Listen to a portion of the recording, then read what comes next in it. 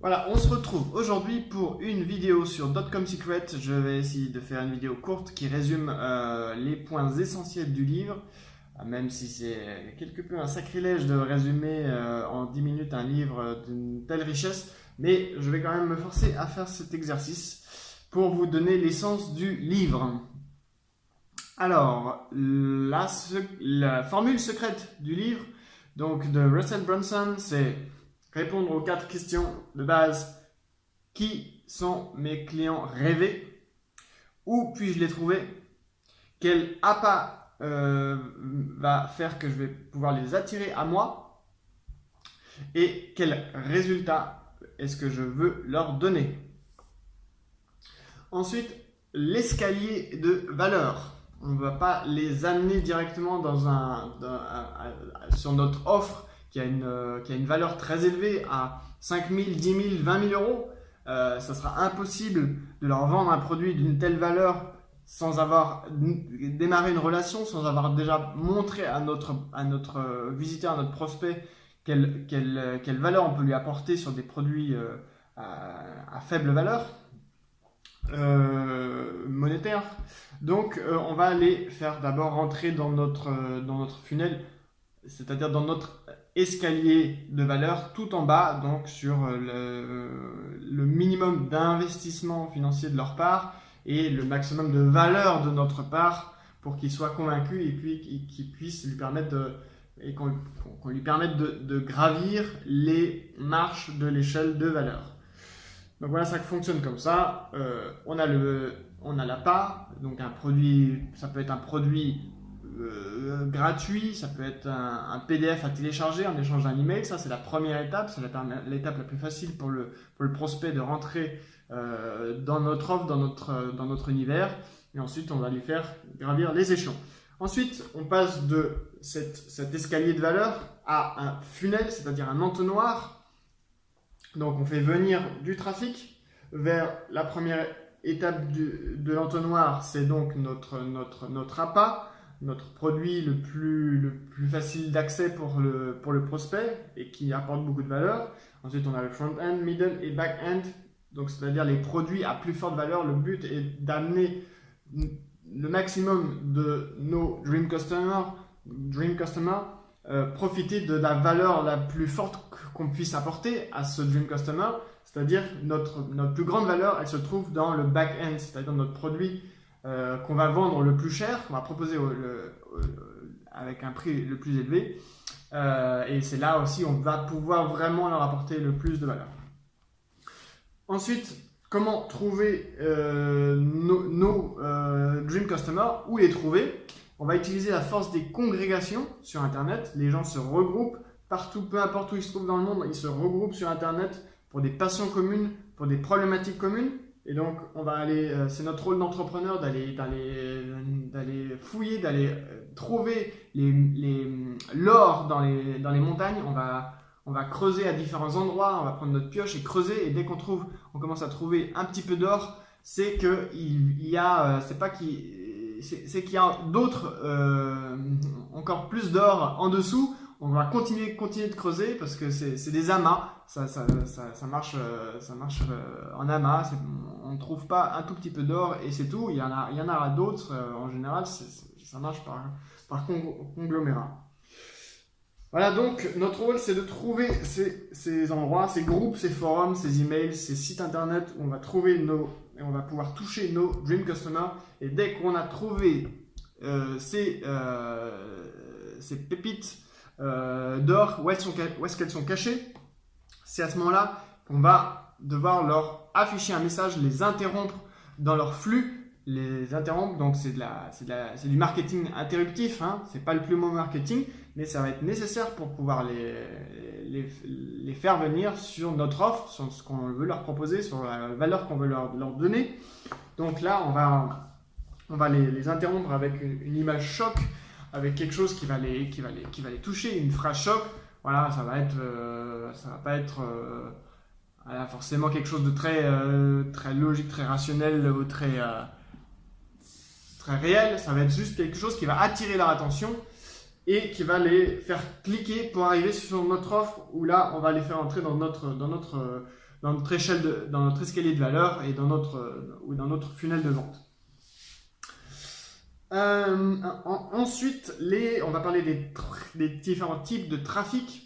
Le trafic qu'on contrôle, le trafic qu'on ne contrôle pas et le trafic qu'on possède. Et le but est toujours de posséder un maximum de trafic, c'est-à-dire d'avoir la liste email la plus grande possible. Donc le trafic qu'on contrôle, c'est la publicité. Là, on peut la faire venir dans notre funnel, on contrôle, on va la faire venir sur une squeeze page. Et là, on va pouvoir lui proposer exactement ce qu'on veut en fonction de là où elle vient, etc. Donc on maîtrise. Et le but va être d'acquérir ce trafic, d'acquérir une adresse email, d'acquérir un acheteur. Dans le cas où on ne contrôle pas le trafic, le visiteur peut arriver de n'importe où et arrive à n'importe quel endroit sur notre site internet. Donc en général, il va arriver sur notre blog si on a du contenu et qu'on travaille notre SEO. Et donc, c'est vraiment important que sur le blog, on capture les adresses email en offrant un produit gratuit, donc de faire une sorte de squeeze page, garder au moins un tiers de la page du blog en tant que squeeze page pour capturer l'adresse email en échange d'un produit gratuit et ainsi acquérir ce trafic et ne pas le laisser repartir comme ça. Voilà, ensuite un concept vraiment fondamental, c'est le caractère, le personnage attirant, le personnage emblématique de notre business. Si on a une fois qu'on a une liste d'adresses email, une fois qu'on a des abonnés, il y a des entreprises, il y a des business qui n'arrivent pas à vendre, qui n'arrivent pas à accrocher leurs abonnés. Et souvent, ce qui leur manque, c'est un personnage emblématique, un personnage attirant, attractif. Et donc, il est important de vraiment que une figure humaine représente l'entreprise et communique avec les abonnés et les transforme en clients et les fasse gravir l'échelle de valeur. Donc, ce personnage attractif a une personnalité, a une identité. Il peut être de différents types. Il n'a pas forcément besoin d'être un leader charismatique, même si c'est une des identités. On peut aussi être un aventurier, un reporter ou un héros qui a du mal à se révéler, mais qui a un message à apporter au monde. Voilà, il y a différents types d'identités et c'est le personnage attirant est toujours très polarisant. Il a des défauts et il va pas les cacher, il va se montrer vraiment humain. Il va se montrer sous tous ces aspects. Il va aussi parler de sa vie personnelle pour que les visiteurs, les abonnés puissent rentrer, puissent s'identifier à lui. Il va parler beaucoup avec des histoires, des images, des paraboles. Et il va beaucoup parler de son histoire ou d'histoire d'autres. C'est la meilleure manière de rentrer en lien et de communiquer avec ses abonnés. Voilà pour cette première partie. J'ai encore envie de parler de quelques points essentiels du livre. Une fois qu'on a capturé un email, une adresse email, on a acquis un abonné, on va le faire entrer dans une soap opera sequence.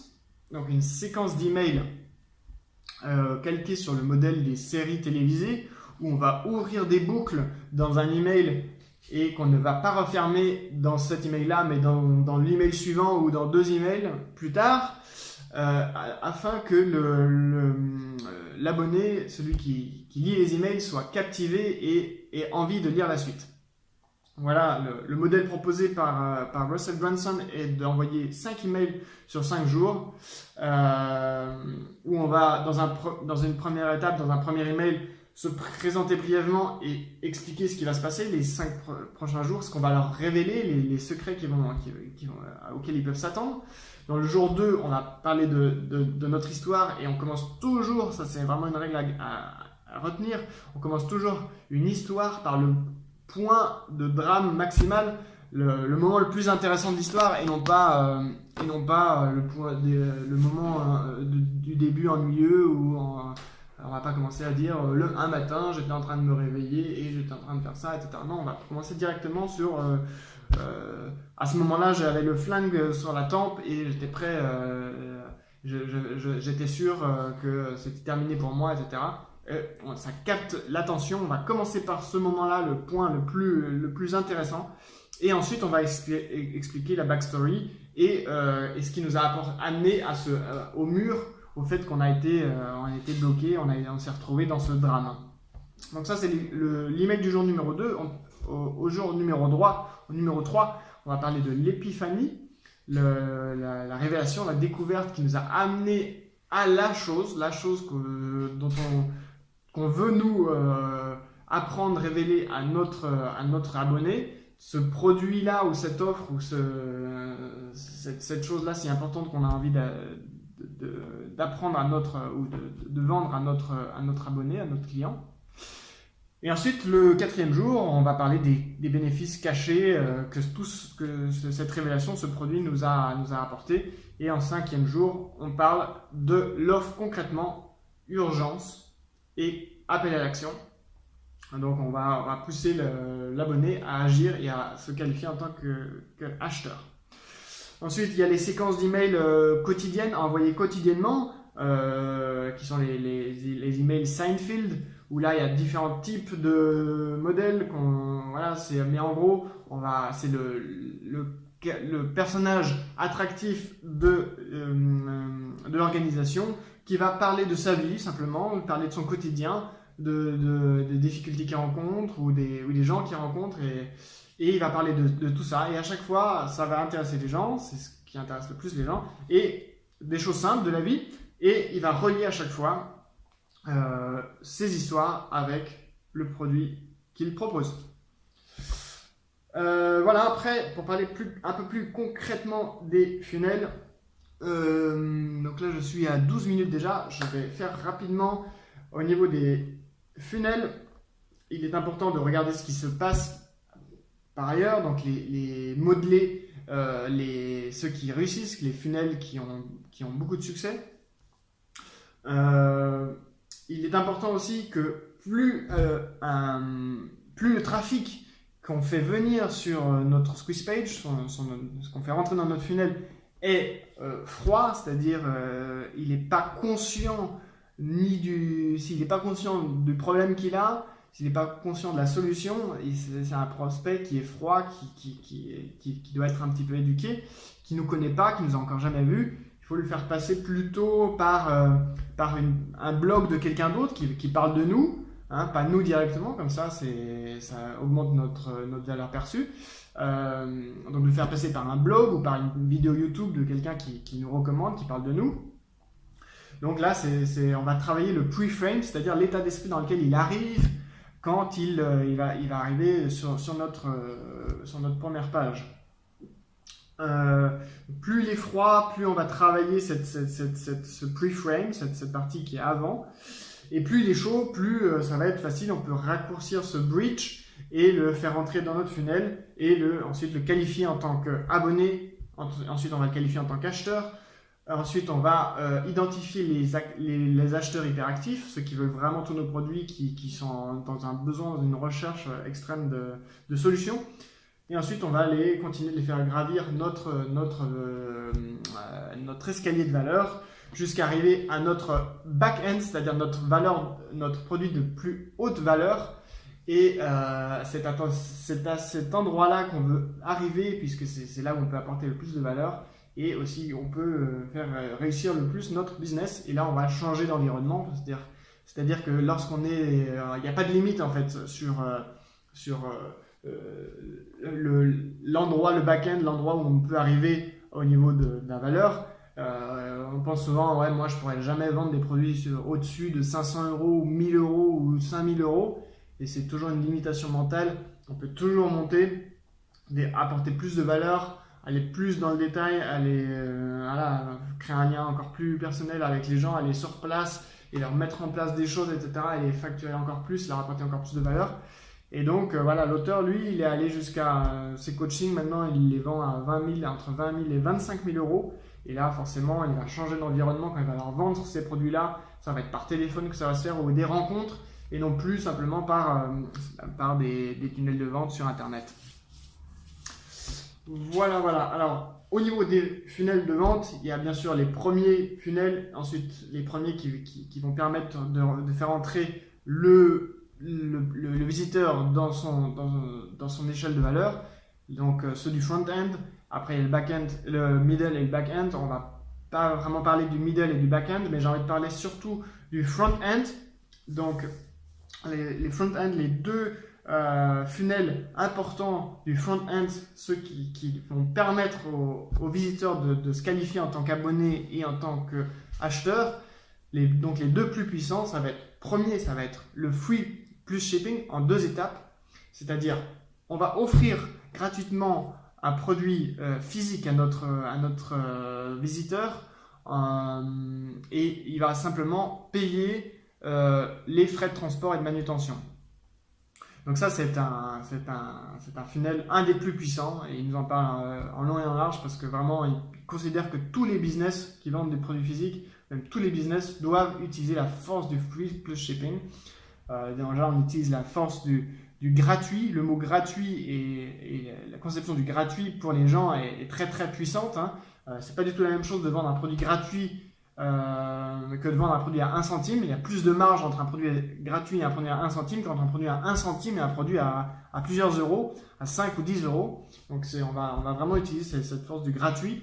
En les proposant sur une même page, on va afficher une vidéo, on va montrer le produit en question, lui montrer tout ce qu'il y a dedans, toute la valeur qu'on va lui apporter, et on va lui demander de laisser son adresse postale, son adresse email dans une première étape, puis ensuite dans une étape, donc en premier on va le qualifier en tant qu'abonné, et dans une deuxième étape, on va lui demander ses coordonnées bancaires, et là on va le qualifier en tant qu'acheteur. Et l'étape la plus importante, c'est la découverte du bump de Russell Brunson. Donc le bump, c'est une case à cocher juste au-dessus du bouton payer. Une fois qu'il a rentré ses coordonnées bancaires, on va lui mettre une case à cocher avec ajouter en plus un produit à 37 $ par exemple, un produit complémentaire. Et là, les résultats, d'après pas mal de tests, c'est qu'il y a à peu près un tiers des gens, une fois qu'ils ont pris le free plus shipping, une fois qu'ils ont rentré leurs coordonnées, leur adresse, leurs coordonnées bancaires, qui vont cocher cette case à 37 $, qui vont upgrader leur offre et prendre cette upsell. Donc très très intéressant. Et ensuite, on va jamais arrêter dans le funnel. Une fois qu'ils ont pris le produit, qu'ils ont fait payer, on va les faire passer ensuite sur une page, un one-time offer, c'est-à-dire on va leur proposer une nouvelle offre, un nouveau produit qui est à prix spécial pendant quelques heures, ou quelques jours, ou leur participer à un webinaire. Il faut qu'ils s'inscrivent maintenant. On va les pousser à l'action sur une prochaine étape, avec un one-time offer. Donc ça, c'est le premier modèle, c'est le free plus shipping. C'est toujours beaucoup plus facile, une fois qu'on a obtenu un premier oui, d'obtenir un deuxième oui. Et c'est cette force-là qu'on va utiliser d'abord en proposant un produit gratuit et ensuite en upgradant, en proposant le produit à 37 $, plutôt que directement proposer un produit à 37 $ et faire une page très très chiadée, très copyrightée avec un produit à 37 $. C'est moins percutant, moins intéressant financièrement et aussi en termes du nombre d'abonnés, nombre de personnes qualifiées, de proposer un produit à 37 $ très travaillé, plutôt que c'est donc beaucoup plus intéressant de proposer d'abord le free plus shipping et ensuite en bump de proposer le produit à 37 $. Ça, c'est la première étape, le premier funnel en front-end qui est puissant, très très puissant. Et ensuite, le deuxième funnel puissant, c'est donc d'utiliser un lead magnet, de proposer un PDF, un produit numérique gratuit en l'échange de l'adresse email. Et une fois qu'ils nous ont donné leur adresse email, là, on va leur proposer notre one-time offer. Donc un produit limité, une offre limitée dans le temps, un prix exceptionnel pendant quelques heures ou quelques jours. Voilà. Et là sur cette one-time offer, là c'est une vidéo à travailler parce que c'est un produit quand même qui est au niveau prix qui est un peu plus élevé. Et là on va beaucoup travailler cette vidéo en mettant tous les éléments qui sont nécessaires pour arriver à cette solution qui va résoudre leurs problèmes et qui va leur faire acheter notre produit. Donc voilà, j'espère que j'ai réussi à résumer à peu près succinctement et de manière à peu près globale ce livre. Il y a tellement de pépites dans ce livre, c'est d'une richesse extraordinaire.